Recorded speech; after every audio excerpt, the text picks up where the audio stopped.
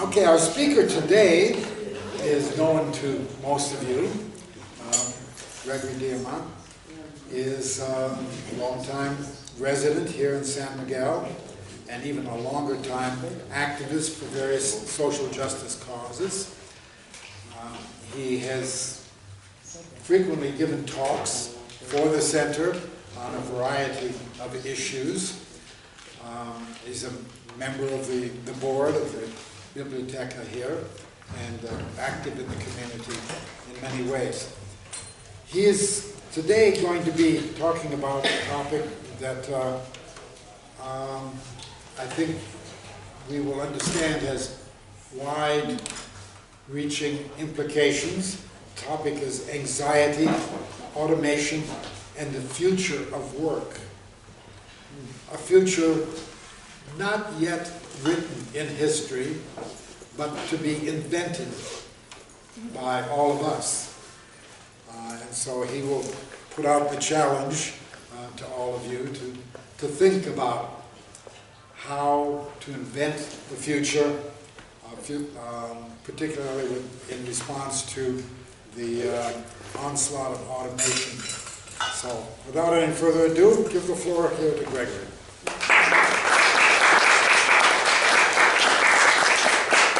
Thank you, Cliff, and thank you, everybody, for showing up on this very horrible weather morning. I'd like to start out with a couple of quotes, as is my wont. First, a map of the world that does not include utopia is not worth even glancing at, for it leaves out the one country at which humanity is always landing. And when humanity lands there, it looks out, and seeing a better country, sets sail. Progress is the realization of utopia. That's Oscar Wilde from The Soul of Man Under Socialism. More recent quote, "Two specters are haunting Earth in the 21st century, the specters of ecological catastrophe and automation." That's Peter Frese from his new book, Four Futures. I start with two quotes that bookend my thoughts on the current crises and the collective need to reclaim and shape the future. Anxiety is not just an individual pathology, but a social one as well, that has deep roots in our political economic system.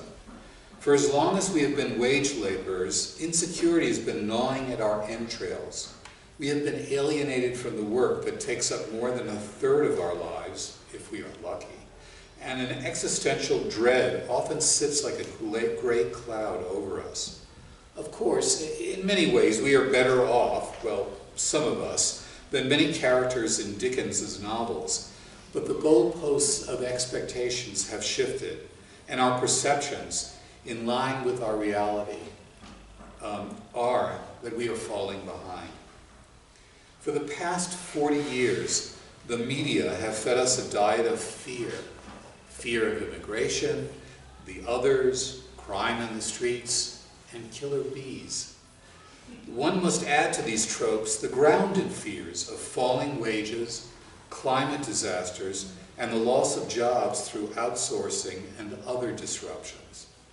The threat of increasing automation intensifies the anxiety, and couple this fear with the authoritarian push for more and more austerity with the continual shredding of the social safety net. And it is no wonder that we have a population that is politically confused and looking for solace in drugs, consumerism, and the desire for a secular savior to wage a magic wand and fix all of our problems. All of this social existential anxiety makes the world ripe for more and more racist and misogynistic outbursts, accompanied by a blaming of the other for all of our cultural, political, and economic deficiencies. In many Western countries, the excesses of consumerism that contribute to ecological and cultural waste often fill a spiritual void that once, for better or for worse, was filled by religion. The Protestant work ethic, though enshrined in one way or another in most of the major religions, adds another level of understandable stress to our collective lives. We have to toil so that we may eat, a not unreasonable proposition, but is an imperative by necessity, a good. The rise of occasional or precarious work, jobless recoveries and the like, exacerbates the tensions we feel for ourselves and for our children and grandchildren. Many political and social outbursts can be seen as existential cries, desperate pleas for answers to questions that are hard to grasp and to frame. Our capitalist economy is unhealthy. Long-term stagnation and deflation underpin a worldwide rise in inequality of wealth and opportunity. It seems that the aggressive financialization and globalization of the past 30 years have been masking a slide into a declining old age of the world capitalist economy. The rule of finance has proven itself to be unable to deal with mass unemployment and underemployment. Its domination has taken the form of a race to the bottom for most people, while sending increasing levels of wealth to the 1%. Between 1993 and 2011, the share of U.S. national income that goes to wages has been steadily shrinking, while the share that goes to capital has been continuously increasing. While productivity has jumped by 80.4%, the real hourly compensation of the average worker has increased only 10.7%. No wonder so many people are looking for change, any political change, as a relief from the stresses of their daily lives and as a vision and a way through a cloudy future. Our declining and unhealthy society sees its metaphorical image in old age, and this increases stress and anxiety. A feedback loop is created that intensifies negative tendencies at the personal and social levels. One can see the slide into old age in the U.S. as it is reflected in a waning culture, a culture of vulgarity, allied with a perception of failing power that engenders an appeal to a blinkered nationalism. One of the artifacts of old age, both on a personal and a societal level, is the wish to cling to things as they are or were, or seem to be, or seem to have been. There is often a tension, as we individually and collectively experience, between resignation as one ages and anger at thwarted dreams for ourselves and our offspring. Lashing out, the wish to shake things up, often becomes a political stance that can harden into an ugly blaming of others for our misfortunes. It is much easier to blame people collectively and unconditionally than to do the heavy lifting needed to examine the workings of an abstract system. Our lack of access to an educational system that teaches critical thinking, allied with the daily pounding by a crude media universe that exists only as a profit-making entity, militates against critical analyses of our political and economic challenges. This lack of critical thinking affects both those on the right and the left of the political spectrum. We see the forces of reaction gaining in power, chewing away at the social safety nets that were erected after wars and years of struggle. Progressives all too often seem to be back on their heels, taking steps forward in retreat and confusion. We mobilize mass outrage, but the effect all too often seems to be mass impotence and frustration. How do we move forward with visions of the future that are based upon strong bonds of friendship, love, solidarity, and community? Emotions and ideas that are so inimical to capitalism's singular drive to accumulate profit, no matter what the cost to the biosphere or human health. But before we tackle that challenging question, we need to examine our future as it may be shaped by automation. Using machinery to make work more productive and efficient is nothing new in human history. In the past 200 years, under the capitalist system, we have seen innumerable technologies applied in manufacturing that have significantly led to an improvement in the return to capital, while having mixed results for the humans who've had to work with the new machines or been displaced by them. The Luddites in Britain, who have been usually caricatured as mindless enemies of progress, broke machines not because they were against the application of new technologies per se, but because they and their jobs were then seen to be superfluous, and the redundant workers were dismissed with nowhere to go.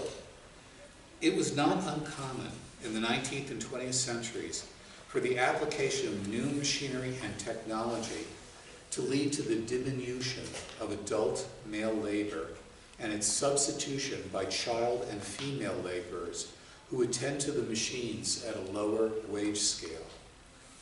Obviously, this put additional stress on the family, further hindered childhood development and health, and often increased resentment toward women. All too often men, and not a few women, took to drink to deal with their anxieties. The cost of this pernicious bomb ate away the meager wealth of working class families, and it led to an increase in crime. Opiate use today seems another expression of this type of stress, and we can see the class nature of drug use then and now.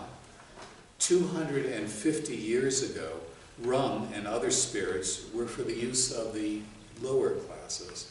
Opium and laudanum were generally reserved for the better sort. Today, methamphetamines, crack cocaine, heroin, and prescription drugs such as oxycodone, known as hillbilly heroin, are generally for those of the lower rungs of society. Powder cocaine and pricey champagne are often the drugs of choice for the denizens of Wall Street and Silicon Valley. In our time, we have experienced a mass movement of populations from the land to urban areas with the subsequent creation of megacities and their attendant slums. This phenomenon has been well described by Mike Davis in his book, Planet of Slums. On the one hand, one could see, most vividly in China, the lifting of people out of rural poverty and their integration into the global capital cycles of exchange. In other areas, this integration has taken on different forms, with work of a precarious nature, occasional in form and seemingly solely mediated by the market, as many of these workers are not formally wage laborers working in the classically structured form of the factory. These new type of workers, primarily concentrated in the global south, are sometimes characterized by the proponents of global neoliberalism as entrepreneurs, tying a lofty word often used to describe the creators of Silicon Valley-type startups working in healthy environments to those making simple commodities or scratching out a living at highway crossroads selling inexpensive goods such as telephone cards or medicinal creams, commodities often acquired through the use of usurious credit lines. In one example, in the state-controlled capitalist economy of China, one could see that a vigorous industrialization has taken place under a mixture of a form of state planning allied with neoliberal market forms. In other locales, the industrialization has not been so widespread, and more of the displaced population, displaced from the land, have been left to its own devices, a form of malign neglect. But even in China and in other countries where industrialization has grown, a creeping deindustrialization is appearing. Two primary factors are at work here: outsourcing from China to other nearby areas, and the increasing introduction of industrial robots. The relation of outsourcing and automation can here be seen in stark relief. In China, as an example, real wages have been rising, accompanied by more and more industrial strife, thus increasing the need to look for more inexpensive labor, on one hand outsourcing, and the introduction of technological improvements and productivity accidents, industrial robotics. China will soon surpass, if it has not already done so, Europe or North America in the application of robotics. But let us now turn to the classic triad of countries in North America, Europe, and Japan that make up the so-called advanced capitalist countries. There's no question that automation can have many positive benefits. It can, of course, relieve the burden of unhealthy working conditions. Anyone who's worked in a factory can attest to that. Much of the work we do is rote work, deadening us with its continual repetition of tasks that can damage us physically as well as mentally. This holds true not only in the classic factory environment, but in many service jobs as well. Poll after poll finds that a significant part of the working population finds their work to be unfulfilling or even unnecessary. Recent conservative studies in the UK and USA project that in the next 20 years or so, as many as 47% of jobs will be eliminated and replaced by not replaced by a similar amount of new jobs due to automation. These forecasts predict that for every new job created, several will be eliminated. Of course, these are prognostications, but serious economists and business people who, yes, engage in planning, are basing their corporate decisions with these studies in mind. They are also taking climate disruption as a factor as they make their plans, and so much for the climate deniers. Robots and automated procedures have already been developed for use in transportation, self-driving vehicles, local delivery services, warehouse services, shelf stocking in retail outlets, legal services, medical services, restaurants. There's a new McDonald's in New York on 57th Street, which is pretty automated, that just opened. Digital coding, and too many more to mention.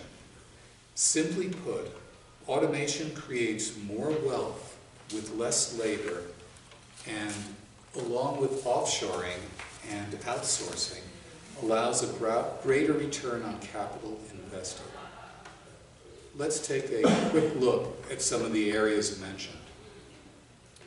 In transportation, in the US alone, there are some 600,000 Uber-type drivers. That's Uber, Lyft, and other competitive companies.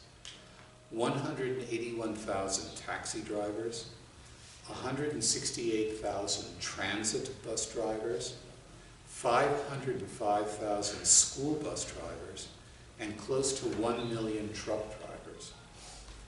As an example, it is estimated that there will be a one-time investment of $30,000 to retrofit a truck so that it becomes a driverless vehicle. If we estimate that the annual payment to a driver is $40,000, and even if we include the cost of a handler or a guard, remunerated at a lower rate than a driver, it does not take an accounting genius to see the increased profit that can be realized in this scenario. Apply automation to the other transportation jobs, and we could see a gigantic disruption or displacement taking place. The state of California is now the 5th largest economy in the world, surpassing Great Britain. It is also the home of Google and Uber, and the state has been very amenable to relaxing and revising its regulations regarding driverless vehicles. So goes California. So goes much of the US and other countries. I do not think that driverless vehicles are a bad thing as long as they can be made to be safer than human-driven ones. And given how many deaths there are given by human-caused accidents, it may happen. They can be a great boon for many people. Think of an elderly person, for example, who really should have the car keys taken away, but still wants to go out and do the necessary shopping, see friends, go to a restaurant or a movie, etc. Wouldn't having access to a driverless car, perhaps shared with others and thus reducing our carbon footprint, help to maintain the dignity and independence of an aging population? I prefer to keep an open mind, but certainly how and who can use this potential boon comes up to the question of cost and equity. As another example, there are driverless trucks being developed for local delivery of items. Even pizza chains are working on trucks placed in neighborhoods that would have automated pizza makers aligned with driverless delivery, thus cutting down the cost and time needed from order to delivery with an increase in productivity. Automation will most likely eliminate many low-level legal jobs by reducing the need for a human to search legal files, thus reducing a boring, time-consuming task. Similar uses will be applied in the medical field. In Japan, robot companions are already at work at old age homes. Robot service animals, robot dogs and cats, are, yes. Well, we'll talk about that later. That's what my wife said. We love dogs. Robot service animals are being developed, and we even have robot cow milkers in use that allow the cows to come to the robot when the cows are ready to be milked. Oh, brave new world. True. And if anyone has ever milked a cow, it's a very boring thing to be doing. An Amazon warehouse is arguably one of the worst places to work. However, sooner than one expects, that may no longer be a problem, as the humans will be replaced by robots that will pick and pack items and then send them off to the driverless vehicles or the drones that will take care of the delivery. Of course, that leaves the humans without a job, albeit a crappy and unhealthy one. In a related field, robots can now be seen in supermarkets, checking the shelves and restocking them as needed. Oh yes, we'll see more. Even Silicon Valley, that marriage of the frat boy culture and Calvinistic work ethic and its worshipped offspring, the supposedly caring entrepreneur, is not immune. The coders are being replaced by automated coders. However, one cannot say that there is not room for further continual growth for humans in that area. About 8 million people work in the US, work in retail and as cashiers. Macy's is already retrofitting its stores and eliminating floor salespeople. Cashiers may become a dying breed with the advance of self-checkout services. Approximately 14 million people work in restaurants, and fast food chains are leading the ways in automated ordering, production, and delivery of food items. These are just a few examples of current trends, but who can predict what the future will hold if we don't first destroy the biosphere? After all, how many of us could have predicted the digital revolution, the creation of the internet, and billions of smartphones that are being used daily? Now we must turn to the future of work. How can and will we live in a world that will be radically changed by climate disruption and automation, the twin specters that are haunting the earth? What are the political and social challenges we will be facing? They are enormous, will affect all of us, and will not be met by merely retreating to pockets of resistance. Science fiction writer Arthur C. Clarke famously said, "The goal of the future is full unemployment." If increasing automation is our future, and we can more or less successfully deal with the climate challenges we are facing, what must we do to transcend the robot capitalism that seems to be on the horizon? how can we create a post-capitalist future in which wealth is owned by the many and not by the few? If we don't struggle toward and achieve that goal, we may be condemned to a form of exterminism due to malign neglect, wars, lack of resources, epidemics, and climate disasters, resulting in oceans of want surrounding islands of walled-off wealth. It is a bleak dystopian image, and I don't mean to say that that is the only or sure choice facing us. In fact, a first step for us is to reclaim utopia and hope, and free them from the ideological neoliberal bonds that often enclose them. If fewer people are going to make the goods necessary to sustain life, how will we collectively design a system that satisfies needs? How do planning for our needs and engendering real democracy fit in this new post-capitalist world? What is the most equitable and ecologically sustainable way of producing a good life? If consumption remains the driving force in a society, how can we tame or redirect it as it comes up against ecological limits? Can we, or should we, enshrine the right to be lazy? I can't claim to have the answers. Many of them will come about through prolonged political struggle, but posing the questions and looking at some possible solutions will help us on our way. If we don't have a vision for the future and call it socialism, communism, post-capitalism, or what you will, our political project will be dead in the water. In order to transcend capitalism, we need to be not just against various forms of injustice, but for new types of relating, creating, and working that we can successfully communicate to ourselves and our friends who will be engaged in the transformation of our societies. Let's deal with one possible solution to the problem of increasing unemployment and underemployment that is being explored on all sides of the political spectrum. It is called Universal Basic Income, or UBI for short. Mainstream solutions look at it as a possible amelioration of our deflationary situation that will allow consumption to remain steady or to grow.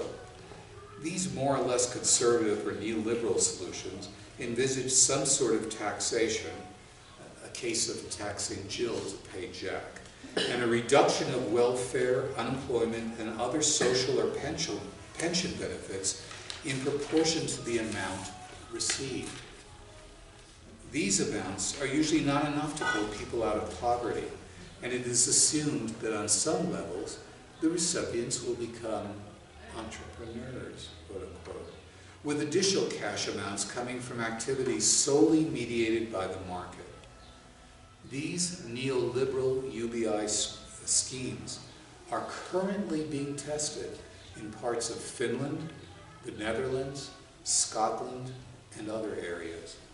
The inequities in these schemes are glaring and not something that progressives should fight for. On the other hand, there are progressive versions of UBI that we should be considering that do not involve taxing the recipients or diminishing other benefits such as pensions and universal health care. Tobin taxes, do we all know what Tobin taxes are? They're taxes on stock, basically simply put on stock transactions. And now I've lost my place.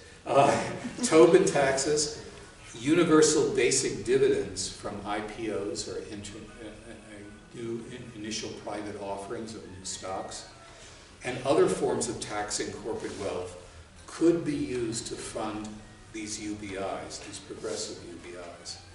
After all, society has invested in corporate capital through our taxes that support infrastructure creation and maintenance, and government and university-funded research, all of which is appropriated by the corporate sector.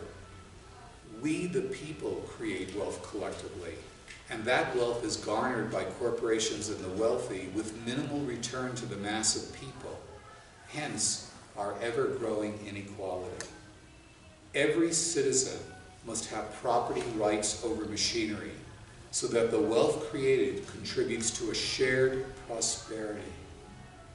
We should embrace automation and a progressive UBI as prerequisites for liberty. We need to always keep in mind the two specters mentioned at the beginning of this talk and their attendant anxieties. The fear of too little, loss of habitat and natural resources, and the fear of too much, an economy that is fully robotized and automated with so little need for human labor that we don't need many workers.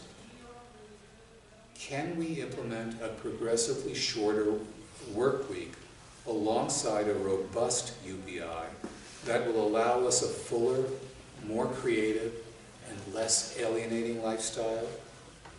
Is this pie-in-the-sky utopianism contrary to human nature and the religious and moral teachings that have been handed down to us for untold generations?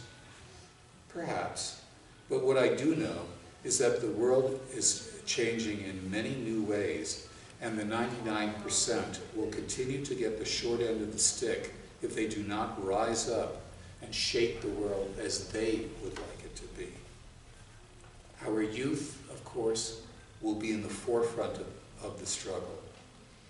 What keeps us together and cements friendship in youth is the common expectation of a common future. On the basis of that commonality grows solidarity. In a society that is confronting the main questions in a pre-revolutionary or revolutionary situation, the elderly can serve as guides to watch over things and contribute their shared knowledge and experience. It becomes more about giving than taking. But for both young and old, simultaneously trying to reproduce themselves, live, and change the world, the stresses are enormous. It brings to mind Edna St. Vincent Millay's lovely poem, First Fig. My candle burns at both ends. It will not last the night, but ah, my foes, and oh, my friends, it gives a lovely light. Youth and old age, courage and experience need to work hand in hand to shape our future. In closing, I'm sharing with you one of my favorite sayings from Ernst Bloch. Thinking means venturing beyond. Thank you.